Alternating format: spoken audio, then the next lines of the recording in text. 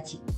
Baik, tadi dari cerita Mbak Devi, Mbak Devi yang tidak searching dan juga tidak mencari tahu nih seputar apa yang dia rasakan, dan Mbak Nita yang mencari tahu, punya kesamaan nih Mbak, bahwa merasa takutnya nanti ketika ke psikolog atau ke profesional ada kekhawatiran-kekhawatiran lah. Mungkin Mbak Devi, mungkin Mbak Nita boleh sedikit cerita lagi, kira-kira kekhawatiran apa sih yang dirasakan sampai merasa nggak perlulah ke profesional gitu.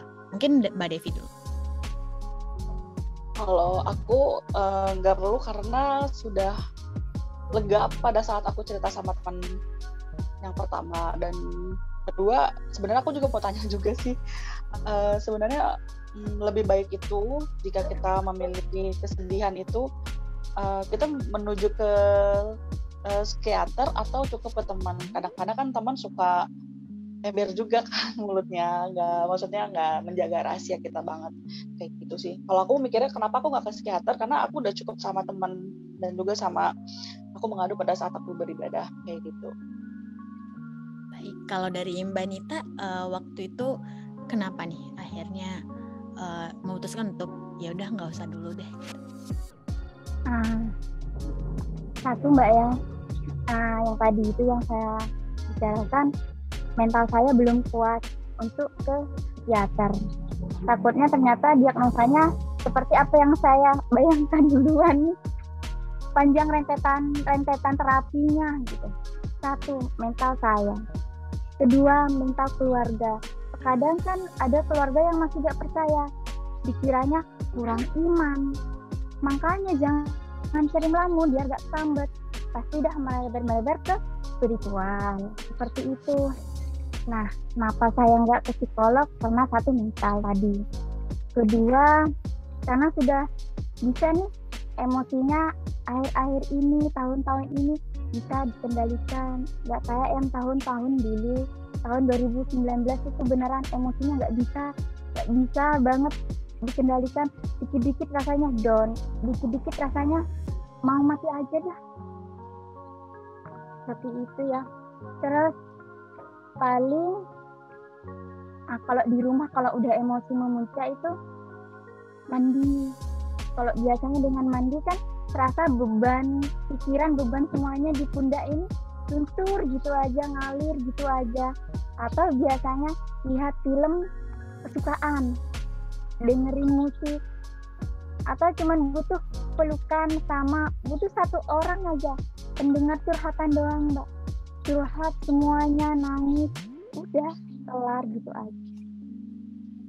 Baik, Mbak Nita, dari cerita Mbak Nita dan Mbak Devi ini dengan alasan-alasan ketakutan seperti itu, sebaiknya sebenarnya kapan sih seseorang itu disarankan berkonsultasi gitu Mbak? Oke, baik. Sebenarnya alasan-alasan yang dikemukakan sama Mbak Nita dan Mbak Devi ini memang salah satu alasan yang sesuai ya Mbak, kenapa sih seseorang itu lebih memilih untuk self-diagnose ya daripada datang ke ahlinya gitu. Salah satunya ya tadi, merasa takut untuk mendengar apa sih yang sebenarnya terjadi gitu sebenarnya, dan ini ya wajar sebenarnya Mbak. Di samping selain itu ya tadi ada faktor juga lebih praktis dan lain sebagainya ya Mbak, tinggal ketik-ketik aja langsung keluar nih jawabannya gitu, nggak mesti harus datang dulu, ketemu dulu dan lain sebagainya. Dan tadi juga yang saya lihat terutama untuk Mbak Devi ya gitu, benar sekali ketika kita merasakan ada perubahan dalam diri kita, misalnya emosi kita lagi turun nih, merasakan emosi-emosi negatif, kita juga tidak perlu terlalu cepat langsung mendiagnosa diri, ini kayaknya saya depresi deh, atau saya kenapa-napa. Kita tetap harus lihat konteksnya apa nih gitu. Kalau misalnya konteksnya adalah kita lagi berduka, orang terdekat kita meninggal dunia, wajar nggak sih merasakan hal itu? Tentu aja wajar gitu kan. Dan tadi baik Mbak Nita maupun Mbak Devi juga sangat proaktif untuk mencari nih, bagaimana ya saya bisa menyalurkan kesedihan saya ini, atau bagaimana sih cara untuk bisa menenangkan emosi saya. curhat sangat oke sekali kalau memang dirasakan nyaman ya Mbak Devi. Tadi mungkin harus pilih-pilih juga nih teman curhatnya yang seperti apa. Sebisa mungkin sih yang memang kita mungkin sudah percaya ya kredibilitasnya gimana gitu. Jangan sampai dapet yang ember gitu kan. Nah kemudian juga tadi dengan lari ke agama sangat bagus sekali Mbak gitu kan. Mungkin di situ kan juga kita bisa mendapatkan ketenangan dan sebagainya. Kalau Mbak Nita tadi dengan mandi ya Mbak, mungkin kan itu jadi simbolik tuh sebenarnya bahwa dengan mengguyurkan air itu seperti membilas masalah-masalah yang terjadi juga. Atau tadi mengalihkan fokus dengan nonton film yang disukai ya Mbak Nita ya. Menurut saya sih itu juga oke. Jadi sebenarnya gini, kalau ditanya kapan sih perlu datang ke profesional ya, kita lihat dulu nih keluhan atau gejala yang kita rasakan ini berlarut-larutkah terjadinya gitu.